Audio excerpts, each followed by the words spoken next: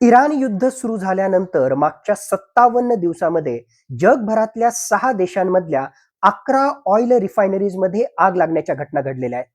एका ठिकाणी नाही, 2 ठिकाणं नाही, जगभरामध्ये जर 11 ऑइल रिफायनरीजमध्ये आग लागण्याच्या घटना घडत असतील, तर याचं टायमिंग आणि त्याच्या मागचा पॅटर्न हा अत्यंत महत्त्वाचा त्या ठिकाणी ठरतो. कारण मुळातच याच्या मागे काही घातपाताची घटना त्या ठिकाणी आहे का? आणि त्याहून महत्त्वाचं, जागतिक तेलाशी संबंधित अर्थकारण आहे का? असे सुद्धा प्रश्न या अनुषंगाने निर्माण त्या ठिकाणी होतात. मुळातच जगभरामध्ये वेगवेगळ्या अशा महत्त्वाच्या तेल रिफायनरीजवर जर हल्ला त्या ठिकाणी होत असेल, तर एका बाजूला एनर्जी सिक्युरिटीशी संबंधित प्रश्न निर्माण होत असताना, पश्चिम आशियामध्ये संघर्षाची परिस्थिती निर्माण होत असताना, जाणून बुजून अशा प्रकारच्या ऑइल रिफायनरीजला टार्गेट करण्याचा त्या ठिकाणी प्रयत्न केला जातोय का? कारण ऑइल रिफायनरीजवर हल्ला म्हणजे हाय इम्पॅक्ट डिझास्टर त्या ठिकाणी मानलं जातं. आर्थिक एक प्रकारे जे आहे त्याच्यावर परिणामांच्या शिवाय त्यासोबत जीवितहानीही त्या ठिकाणी होत असते. आणि सर्वात महत्त्वाचं, त्या देशाची अर्थव्यवस्था खिळखिळी करण्यासाठी अशा प्रकारचे प्रयत्न त्या ठिकाणी केले जातात.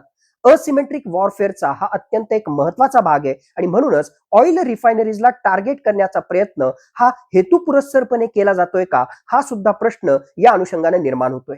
भारतातली एक ऑइल रिफायनरी राजस्थानमधल्या पाचपदरामध्ये 21 एप्रिलला प्रधानमंत्र्यांच्या हस्ते त्याचं उद्घाटन त्या ठिकाणी होणार होतं. आणि नेमकं त्याच्या एक दिवस अगोदरच जर तिथे अशा प्रकारची आग लागत असेल, तर नक्कीच याच्या मागे घातपात आहे का, काही राजकारण आहे का, हे सुद्धा पाहणं अत्यंत महत्त्वाचं ठरतं.